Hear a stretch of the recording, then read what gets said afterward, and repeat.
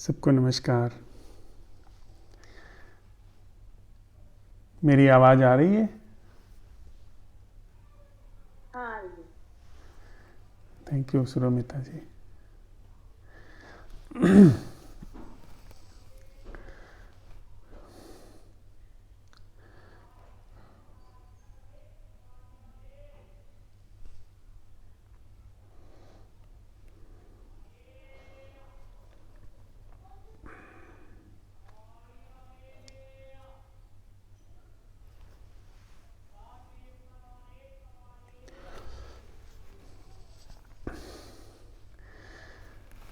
सबका स्वागत है।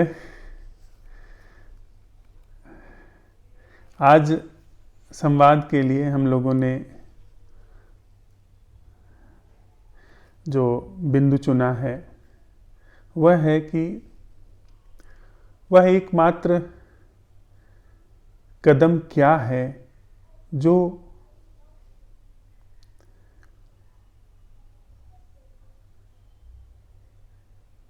दुख की संपूर्ण संरचना से तो हमें मुक्त कर ही दे, भ्रम की पूरी संरचना से भी हमें मुक्त कर दे।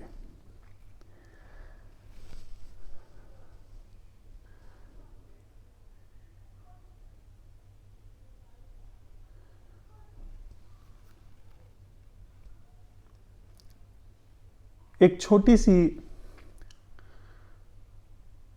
बोध कथा मैं निवेदन करना चाहूँगा इस विषय में प्रवेश करने से पहले। उससे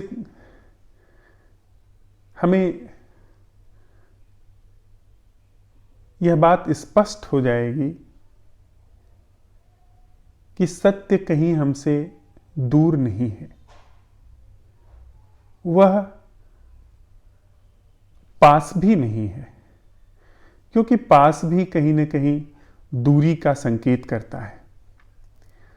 हम किसी के निकट से निकट हो सकते हैं, लेकिन उस निकटता में भी आखिर एक दूरी तो होती ही है। सत्य दूरी और निकटता दोनों से ही कहीं पार की बात है।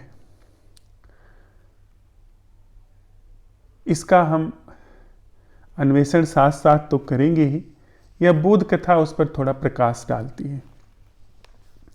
पुराने समय की बात है, यूनान से एक बहुत बड़ा व्यापारी हुआ। वह इतना बड़ा नगर सेठ था कि उससे जिस राज्य में वह रहता था उस राज्य के ही नहीं, दूर दूर के राज्यों के राजा भी आकर के जरूरत पड़ने पर कर्ज लिया करते थे। उस सेठ का बहुत इंतजार के बाद एक पुत्र पैदा हुआ जिसे वह बहुत प्रेम करता था। वही उसकी सारी संपत्ति का एकमात्र वारिस था। लेकिन न जाने क्या ऐसा हुआ कि जैसे जैसे वो बच्चा बड़ा होने लगा वैसे वैसे उसका जीवन, उसका हाव भाव, व्यवहार बदलने लगा। वह सारी दुनिया की चीज़ों से नीरस होने लगा, उसका रस जाने लगा। वह गुमसुम सा अकेला अपने कमरे में पड़ा रहता या दूर खिड़की के बाहर आकाश देखता रहता। उसका अपने पिता के न तो व्यवसाय में कोई रस था, न तो रिश्ते नाते में कोई रस था, न तो और किसी भी चीज़ों के संकलन में रस था। वह युवक भी हो रहा था, लेकिन उसका समय के अनुसार युवतियों में भी रस नहीं था। उसका पढ़ाई लिखाई में, ज्ञान अर्जन में भी कोई रस नहीं था। यह देख करके सेठ को बड़ी चिंता हुई और उन्होंने सब तरीके के हकीम, वैद्य, डॉक्टर बुलवाए कि आखिर इसको हुआ क्या है। लेकिन कोई भी उसकी समस्या का समाधान नहीं कर सका। दार्शनिक बुलाए गए, दूर दूर के देशों के दार्शनिक आए, धार्मिक शिक्षक आए, पर वे उसकी समस्या का समाधान नहीं कर सके। वह दिन ब दिन और उदास और निराश होता चला जा रहा था। जब सब तरीके से सेठ निराश हो गया तो जहां वह रहता था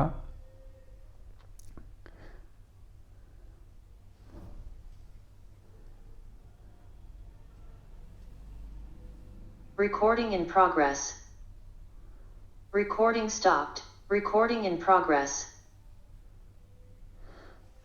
मुझे सुन पा रहे हैं आप लोग?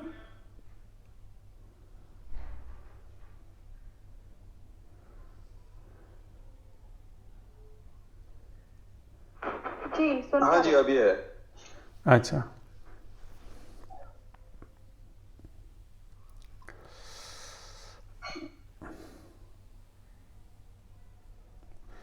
जी।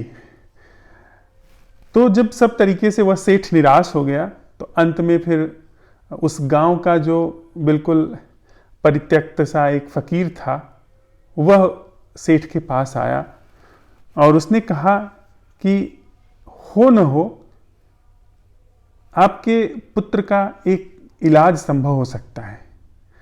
दूर पूरब के देश में एक विश्वविद्यालय है, नालंदा विश्वविद्यालय। वहाँ के जो प्रधान आचार्य हैं, ऐसा सुना गया है, ऐसा समझा गया है कि वे किसी भी समस्या का समाधान कर देते हैं। वे कितनी भी पुरानी बीमारी हो उसको दूर कर देते हैं। तो आप एक बार अपने पुत्र को उनके पास भेज करके देखिए। तो सेठ ने तुरंत सारी व्यवस्था की, सारा उपाय किया। उन्होंने रथ सजवाए और बेटे के उनके पास ले जाने का प्रबंध किया। लेकिन जब सारा प्रबंध हो गया तो उनके बेटे ने सबके साथ जाने से इनकार कर दिया। उसने कहा कि मैं अकेले जाऊंगा। सेठ ने बहुत समझाया पर वह नहीं माना। अंत में हार करके सेठ ने उस अपने बेटे को अनुमति दी कि ठीक है जाओ, और जो जरूरत की चीजें थी वह एक रथ में रखवा करके उसको विदा दे दी। कई महीने तक वह युवक चलता रहा और चलते चलते वह नालंदा विश्वविद्यालय के निकट पहुंचा। एक जगह रास्ते में उसने रास्ता पूछने के लिए चौराहे पर अपना रथ रुकवाया। वहाँ एक व्यक्ति था जो कि उसी तरफ जा रहा था, नालंदा विश्वविद्यालय की तरफ, और अपने सिर पर सब्जी का टोकरा लिए हुए था। वह रथ पर से उतरा, उस व्यक्ति को प्रणाम किया। उसने पूछा कि महाशय, मैं नालंदा विश्वविद्यालय जाना चाहता हूँ, आप क्या मेरी मदद कर सकते हैं? मैं किस तरफ से जाऊं? तो उस व्यक्ति ने उसे नीचे से ऊपर तक देखा और कहा, मैं भी नालंदा विश्वविद्यालय की तरफ ही जा रहा हूं, आप इस तरफ से चले जाइए और सीधे जाएंगे तो आप पहुंच जाएंगे। उस युवक ने कहा, आप बड़े भले मानुस जान पड़ते हैं, आप आइए मेरे रथ में बैठ जाइए, हम दोनों लोग साथ में चलते हैं। वह व्यक्ति उसके आग्रह पर उसमें बैठ गया।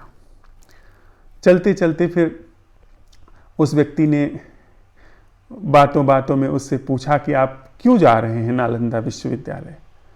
उसने अपनी बात कही कि न जाने क्या मुझे हुआ है कि मैं सदा उदास रहता हूँ और सब उपाय किए गए पर मैं ठीक न हो सका, तो मेरे पिता ने किसी के कहने पर मुझे यहाँ भेजा है और ऐसा कहा है कि उस विश्वविद्यालय में जाने पर सारा दुख दूर हो जाता है। वहाँ के जो प्रधान आचार्य हैं वे कुछ ऐसा रहस्य जानते हैं जिससे कि सारा दुख समाप्त हो जाता है।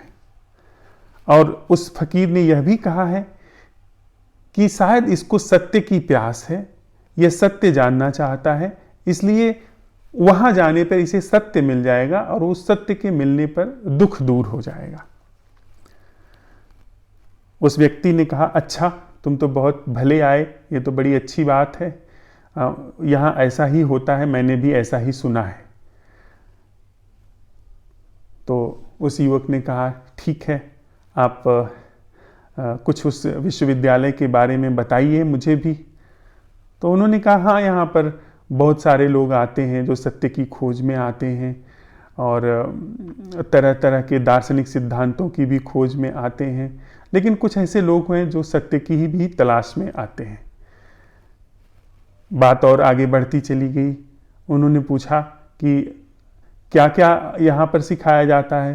तो उस बूढ़े व्यक्ति ने कहा यहाँ पर आत्मवाद का सिद्धांत, अनात्मवाद का सिद्धांत, योग, न्याय, मीमांसा, वैशेषिक, सारे दर्शन, आस्तिक दर्शन, अनास्तिक दर्शन और औषधि का विज्ञान, सब उस समय तक जो भी खोजा गया था वह सब कुछ वहाँ सिखाया जाता है, उसके बारे में बताया जाता है। उसने बातों बातों में पूछा बूढ़े व्यक्ति ने कि तुम्हारे अंदर से क्या आता है? तुम्हें सत्य को जानने में रुचि है या सत्य के बारे में जानने में रुचि है?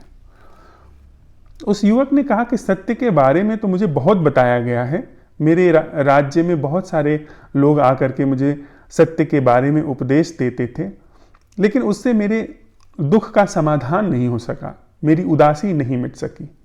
तो यहाँ फिर मैं सत्य को ही जानने आया हूँ, जिससे वास्तव में यथार्थ रूप से मेरे जीवन से यह उदासी मिट सके और सत्य का बोध हो, सीधा बोध हो। उस वृद्ध व्यक्ति ने कहा कि अच्छा, ये तो बहुत अच्छी बात है, क्या तुम मेरी थोड़ी मदद कर सकते हो चलते चलते? उस युवक ने कहा हाँ हाँ बिल्कुल, कहें, मैं क्या कर सकता हूँ आपके लिए? उस बूढ़े व्यक्ति ने कहा कि मुझे थोड़ा वर्णांधता है, मेरी आंखों से रंग पहचान में नहीं आते हैं और मैं कई बार इस रास्ते से गुजरा हूँ, आया गया हूँ। मैंने सुना है कि इस रास्ते के किनारे पे बड़े सुंदर रंगों के फूल खिलते हैं। क्या तुम उन फूलों का रंग मुझे बता सकते हो? उनका रंग और उनके खिलने का ढंग, कम से कम मैं सुन करके ही संतुष्ट हो जाऊं, नहीं उनको मैं पहचान सकता, नहीं देख सकता। तो उस युवक ने कहा कि हाँ, इसमें हमारा रास्ता भी कट जाएगा और मैं आपको बताता भी चलूँगा। उसने फूलों की व्याख्या करनी शुरू की कि इधर गुलाब के फूल खिले हुए हैं, इधर सरसों का फूल खिला हुआ है, इधर कनेर के फूल खिले हुए हैं, इसका यह रंग है, यह पीले रंग का है, कनेर का फूल पीले रंग का है, कोई फूल सफ़ेद रंग का है, कोई फूल नीले रंग का है, कोई फूल लाल रंग का है। उसने पूछा कि लाल रंग कैसा होता है, पीला रंग कैसा होता है। तो जितना वो बता सकता था उदाहरण दे दे करके बताता चला। उस बूढ़े व्यक्ति ने कहा अच्छा, इतने सारे फूलों के रंग तुम मुझे बताते चल रहे हो, मुझे बड़ी उत्सुकता हो रही है। मुझे वह रंग जरा बताओ कि किस रंग पे ये सारे फूल खिले हुए हैं, क्योंकि मैंने जहाँ तक समझा है कि जब कैनवस पे फूलों का चित्र बनता है या कोई आकृति बनती है तो कैनवस का एक विशेष रंग होता है, वह श्वेत रंग का होता है या रंगहीन होता है। ये सारे फूल किस रंग पे खिले हुए हैं? वह युवक थोड़ा आश्चर्यचकित हो गया और बड़े विवेचन में पड़ गया कि कौन सा रंग बताऊं जिस पर कि ये फूल खिले हुए हैं। तो उसने कहा कि ये फूल आकाश के रंग पे खिले हुए हैं। तो उसने पूछा आकाश का रंग कैसा है? तो उसने कहा आकाश का रंग नीला है। तो नीला रंग किस पर खिला हुआ है? क्योंकि नीले रंग की पहचान के लिए भी पीछे कोई रंग चाहिए। यह नीला रंग किस पर खिला हुआ है? वह युवक चुप हो गया। बूढ़े व्यक्ति ने फिर से उससे पूछा कि ये सारे रंग किस रंग पर खिले हुए हैं, किस रंग पर ये सारे रंग उभरे हुए हैं? युवक बिल्कुल चुप हो गया। दोनों साथ में आगे बढ़ते चले गए। जब विश्वविद्यालय निकट आया,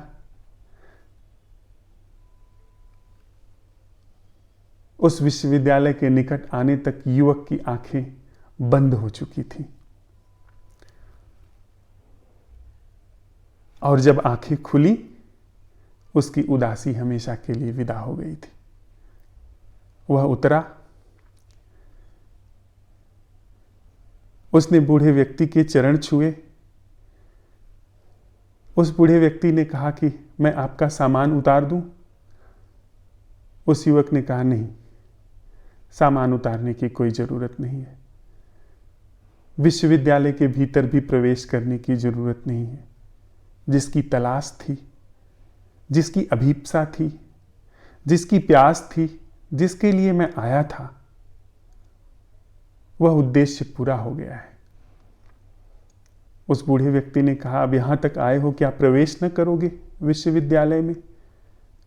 उस युवक ने मना कर दिया कि अब क्या प्रवेश करना विश्वविद्यालय में, क्या मुझे यहां सीखना?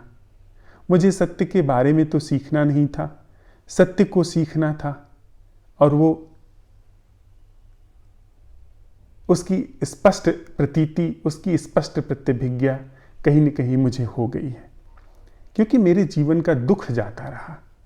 वो रहस्य मुझे कहीं न कहीं घेर लिया है, कहीं न कहीं उस रहस्य ने जीवन में मेरे प्रवेश कर लिया है। तभी तो मेरे जीवन से सारा दुख टूटता चला जा रहा है, विदा होता चला जा रहा है। बूढ़े व्यक्ति ने कहा कि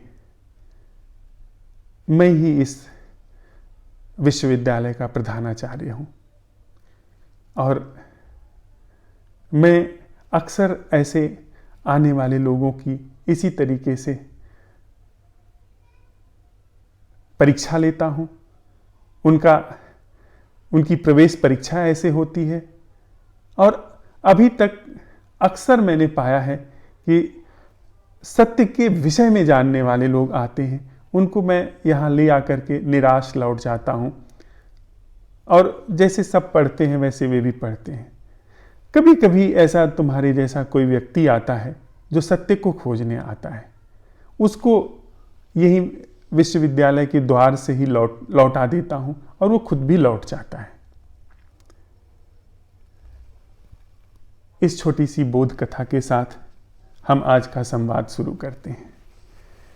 हम सब लोग दुख के बारे में बहुत कुछ जानना चाहते हैं, सुख के बारे में बहुत जानना चाहते हैं, दुख मुक्ति के बारे में बहुत कुछ जानना चाहते हैं, सुख के लक्षणों के बारे में बहुत जानना चाहते हैं, लेकिन यथार्थ रूप से सत्य क्या है, उसकी स्पष्ट प्रतिभिज्ञा जीवन में हो, यह हम नहीं जानना चाहते, इसको हम नहीं जीना चाहते। कहीं न कहीं अचेतन में हम लोग इससे बचते रहते हैं। हम खूब बातचीत करेंगे, खूब सवाल उठाएंगे, लेकिन जो वह सवाल नहीं उठाएंगे जो सच में ही आमूल रूपांतरणकारी हो सकता है।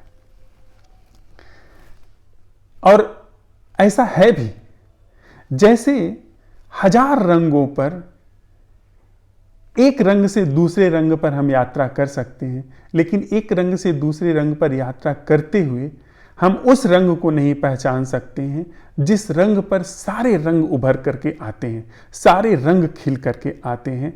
ठीक उसी तरीके से हम हजार यत्न कर दें दुखों से मुक्त होने का, एक सिद्धांत से दूसरे सिद्धांत में यात्रा करने का, या खंडन मंडन करने का, हम सत्य को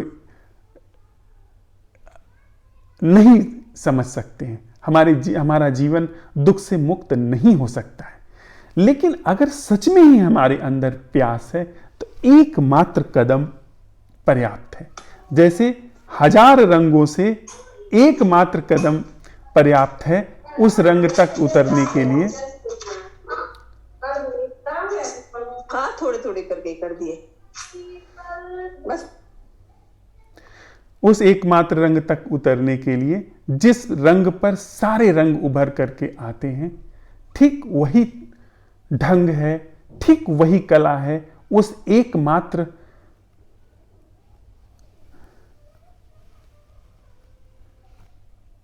सत्य के जीवन में उतरने के लिए, जो समस्त दुखों का तो अंत करता ही है, सारे भ्रमों का भी निर्मूलन कर सकता है। लेकिन उसके लिए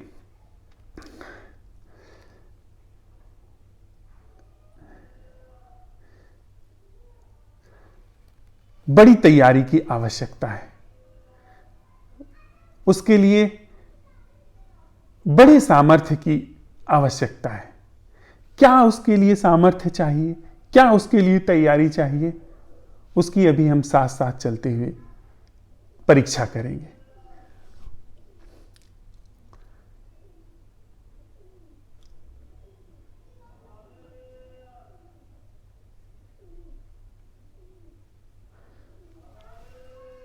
वह चित्त जो सूचनाओं से भरा हुआ है,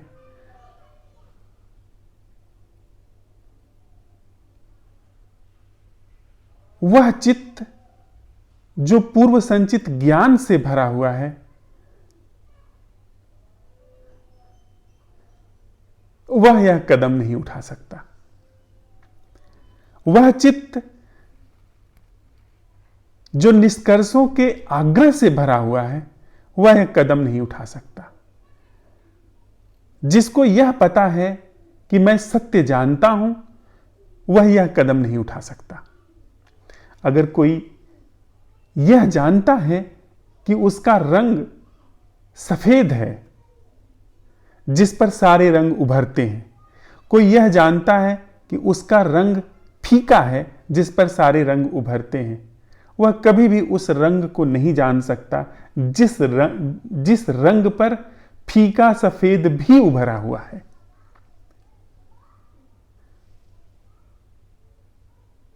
वह चित्त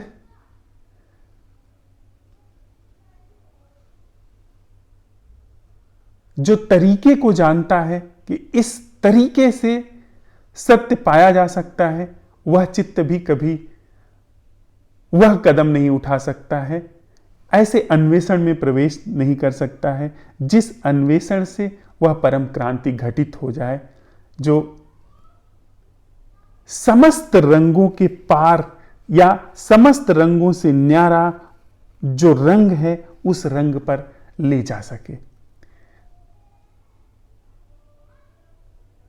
तो वह चित्त जो ज्ञान से मुक्त है, वह चित्त जो विधियों से, जो उपायों से, तरीकों से मुक्त है, वह चित्त जो दूसरे के माध्यम से सहायता चाह रहा है, वह चित्त भी इस परम कला को नहीं सीख सकता है। कला बहुत सरल है, कला बहुत सीधी है।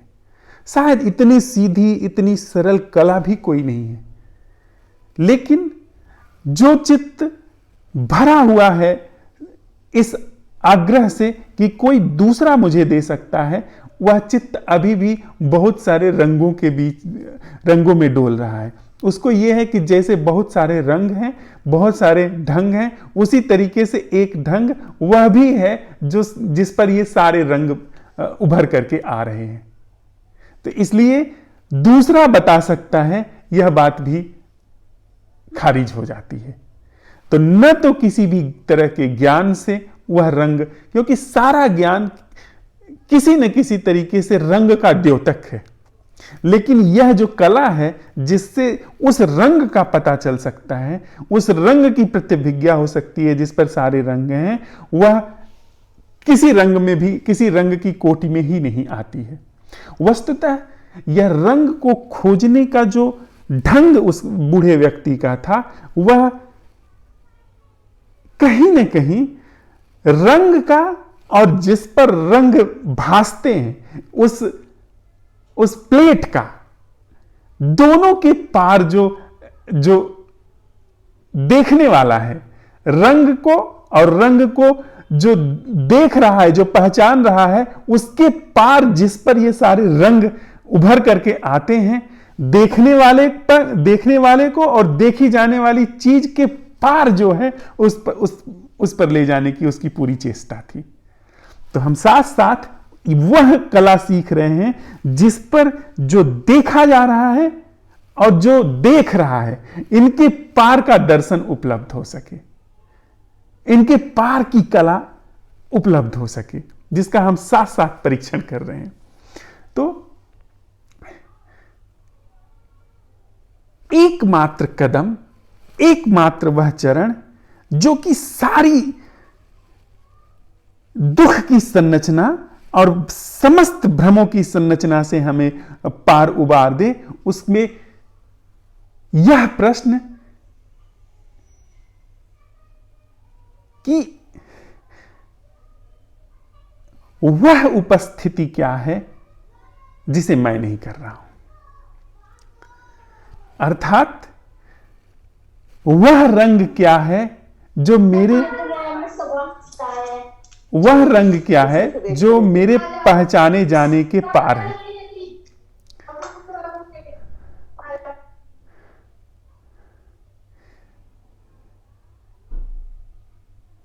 वह उपस्थिति, हम सब लोग यहां पर उपस्थित हैं, हम सब लोगों के अंदर ये एहसास है, मैं उपस्थित हूं, आप उपस्थित हैं, इतने हम मित्र जो भी यहां संवाद कर रहे हैं, हम उपस्थित हैं। यह उपस्थिति हमारे पास है। अभी परीक्षण करिए, अभी साथ चलिए, अभी इसको देख लीजिए, अभी इसको जांच लीजिए और अभी इससे मुक्त हो जाइए। अभी कहीं ना कहीं अभी की भी जरूरत नहीं है, अभी से भी कहीं ना कहीं समय आता है, कहीं न कहीं तथाकथित रूप से वर्तमान का बोध होता है। इसका बस परीक्षण कर लीजिए। हम सब लोग यहाँ उपस्थित हैं, इस उपस्थिति में एक एहसास है कि मैं उपस्थित हूं, मैं यहां पर मौजूद हूं। अपने भीतर यह हम साथ साथ सब लोग सवाल उठाएं कि वह मौजूदगी क्या है जो मैं नहीं कर रहा हूं। अभी तक की सारी मौजूदगी में मैं शामिल हूं कि मैं मौजूद हूं। अभी प्रश्न उठाइए कि वह मौजूदगी क्या है जो मैं नहीं कर रहा हूं।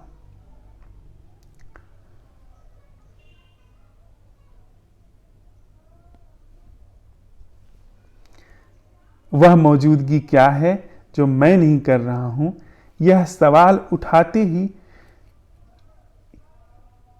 क्या मैं की जो मौजूदगी का आग्रह था वह गल नहीं गया? मैं मौजूद हूं यह आग्रह, यह प्रश्न उठाने में ही गल नहीं गया। मौजूदगी मात्र विद्यमान है वहां पर। अभी देखिए इसको, अभी परीक्षण कर लीजिए।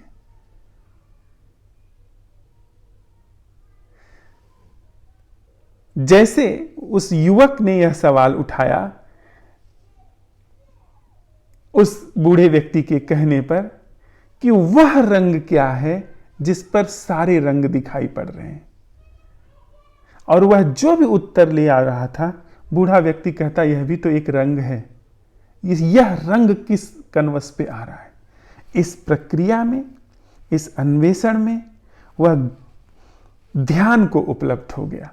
वह युवक ध्यान के रस में उतर गया, अर्थात वह युवक जो मैं की उपस्थिति थी, मैं की उपस्थिति पर जो मैं का मुलम्मला चढ़ा हुआ था, मैं का जो लेप चढ़ा हुआ था, वह मैं का लेप उस पर से मिट गया और ध्यान में प्रवेश हो गया या सत्य में उसका प्रवेश हो गया। ठीक उसी तरीके से हम आप साथ साथ चलते हुए यह सवाल उठा रहे हैं। हम आप इतने मित्र यहां उपस्थित हैं, मौजूद हैं। हम आप इस मौजूदगी में खुद को अटेंड करते हुए, शरीर से लेके, मन से लेके, अपने भीतर उठ रहे भावों, क्रियाओं, प्रतिक्रियाओं से लेकर के समूचे अपने में पहले साथ साथ उपस्थित हो जाते हैं, मौजूद हो जाते हैं। जो भी गतिविधि हमारे अंदर बाहर हो रही है उसके प्रति मौजूद हो जाते हैं। कहीं से कोई आवाज आ रही है उसके प्रति मौजूद हो जाते हैं। कुछ गंध आ रही है उसके प्रति मौजूद हो जाते हैं, बिना निंदा के, बिना स्तुति के। कुछ भी उसको सही गलत कहे बिना जो कुछ अभी आसपास घट रहा है उसके प्रति बस मौजूद हो जाते हैं, और इस मौजूदगी के साथ ही यह प्रश्न उठाते हैं कि वह मौजूदगी क्या है। इस समूची मौजूदगी में अंदर से बाहर तक ये जो मौजूदगी जिसमें अभी मैं मौजूद हो रहा हूं, इसमें वह मौजूदगी क्या है जो मैं नहीं कर रहा हूं। आप पाएंगे कि यही मैं जो सारे दुखों का कारण है, यही मैं जब अपने प्रति सवाल उठाता है या अपनी परम कल्याण का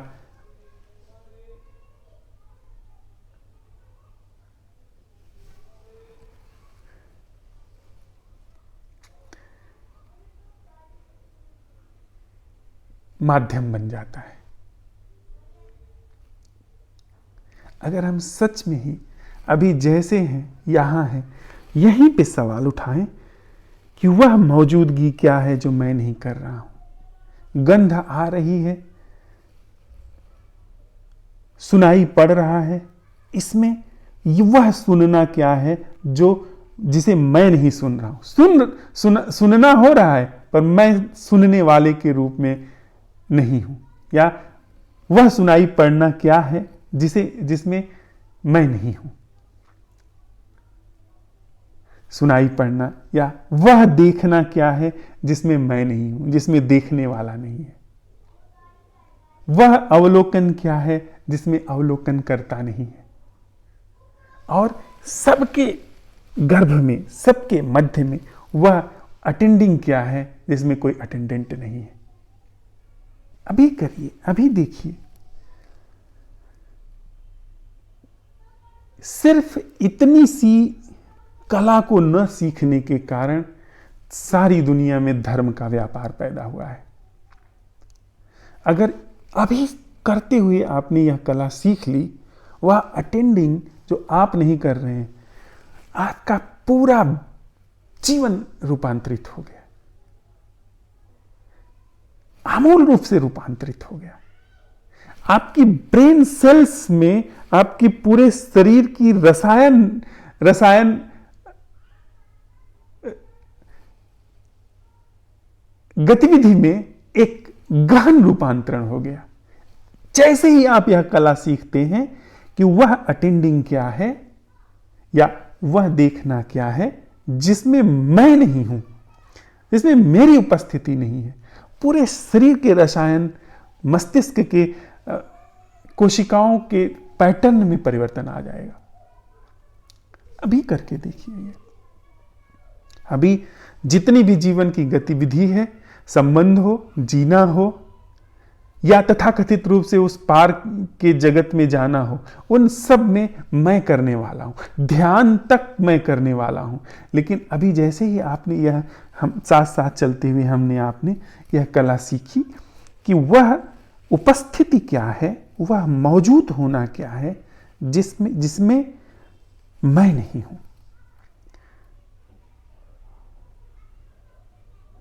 आमूल क्रांति हो गई। और आप एक और चीज अभी अगर हम आप साथ साथ कर रहे हैं तो यह हम आप साथ साथ पाएंगे कि मैं को फिर जगह मिलनी बंद हो गई। क्योंकि जहां पर अभी तक मैं विद्यमान था, वहां पे वह कला आ गई अटेंडिंग की, वह कला आ गई अवलोकन की, वह कला आ गई श्रवण की। श्रवण, वह श्रवण जिसमें कोई सुनने वाला नहीं है, सुनने वाले से मुक्त श्रवण, देखने वाले से मुक्त अवलोकन, जीने वाले से मुक्त जीवन, जागने वाले से मुक्त जागरण। वह कला आ गई। और जैसे ही वह कला आ गई, मैं के लिए कोई जगह नहीं बची। आप पाएंगे वेयर इज मी, आप नहीं, वह अवलोकन, वह उपस्थिति जहां पर है,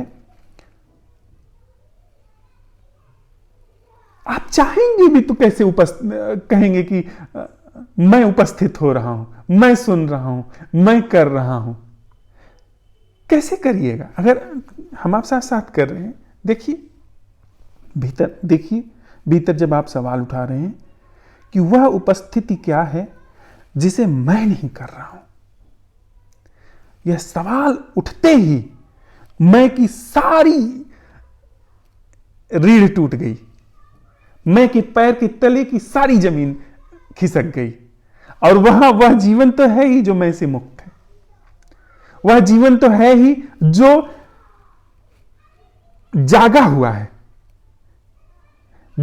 हम आप क्या करते हैं, हम आप जागने का प्रयास करते हैं, और यह वही मैं है जो सोया हुआ है, वो जागने का प्रयास करता है। और यह जितना प्रयास करेगा उतना ही गहन रूप से दूसरी तरफ प्रमाद निर्मित हो जाएगा, क्योंकि यह जो जागरण करेगा वह दूसरे प्रमाद के विपरीत में जागरण करेगा।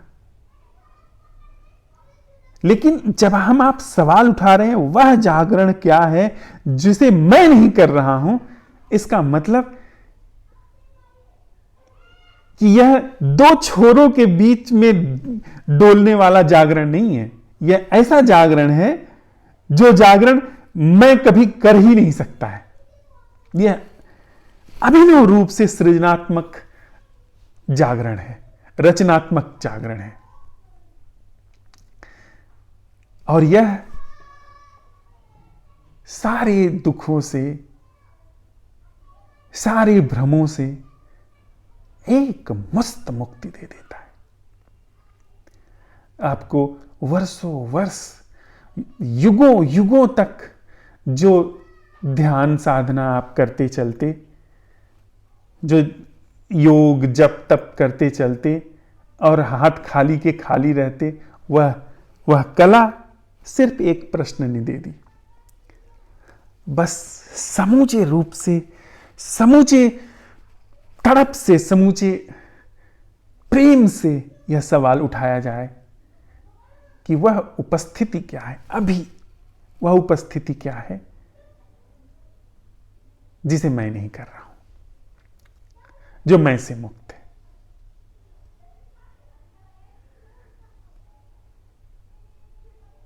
यह अद्भुत है सर, यह सच में बहुत अद्भुत है। आपको किसी सच्चे झूठे गुरु के चरणों में जाकर के सिर रखने की जरूरत नहीं है, कोई भी शास्त्र पढ़ने की जरूरत नहीं है, चाहे वो नए शिक्षकों का हो, पुराने शिक्षकों का हो, खास करके हम लोग जिनको महत्व दे देते हैं उनका हो। किसी विधि की जरूरत नहीं है, और सारा जीवन एक मुस्त रूपांतरण को उपलब्ध हो जाता है। आप कहेंगे कि ऐसा कैसे हो सकता है, लोग कहेंगे ऐसा कैसे हो सकता है, ऐसा कैसे संभव है। कितनी देर लगेगी उस युवक को उस रंग तक पहुंचने में, जो कि एक कला थी, पहुंचने में कितनी देर लगी?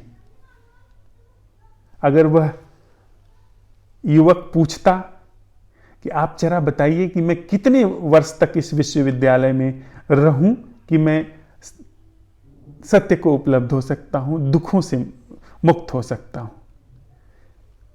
वह क्या बताता? अगर वह बताता कि नहीं, फला फला आप दर्शन के सिद्धांत को पढ़ लीजिए, जितना पढ़ने पर समय लगेगा उसके बाद आप मुक्त हो जाएंगे, वो झूठ बोलता। और जो सत्य था, वह रंग, उस रंग की तलाश में उतरना था जिस पर सारे रंग खिल करके आते हैं, उस तक उतरने में कितनी देर लगेगी? आप कहेंगे कि चाहे वह हरा रंग हो, हरा रंग जिस रंग पर भास रहा है, जिस रंग पर उभर करके आ रहा है, आप कहेंगे कि उस रंग पर देखने में कोई देर ही नहीं है। लेकिन जिस रंग पर सारे रंग भास रहे हैं, वह रंग तो वहां है ही, सिर्फ हमने सवाल नहीं उठाया। और वह रंग एक वह कला ऐसी है कि आपने उस रंग को पहचाना, तत्क्षण वह जीवन सरक करके वहां आकर के खड़ा हो गया। जिस सुनने पे सारे सुनने भासते हैं, जिस देखने पे सारे अवलोकन घटित होते हैं, जिस उपस्थिति पे सारी उपस्थितियां घटित, आपकी भी उपस्थिति जिस उपस्थिति पे है, आपका भी अटेंडिंग जिस अटेंडिंग पे है, मेरा भी अटेंडिंग जिस अटेंडिंग पे है, और इस समूचे अस्तित्व में हमारा आपका ही क्यों, इंसान का ही क्यों, पशु पंछियों का, वनस्पतियों का, सबकी उपस्थिति जिस उपस्थिति पे है, एक बार वह कला आ गई, आमूल रूप से जीवन रूपांतरित हो गया। यह हमारे खुद को दिए जाने वाले धोखे हैं कि हम कहते हैं कि बड़ा समय लगेगा। ये तो अवतारी लोगों के लिए यह सब दुख से मुक्त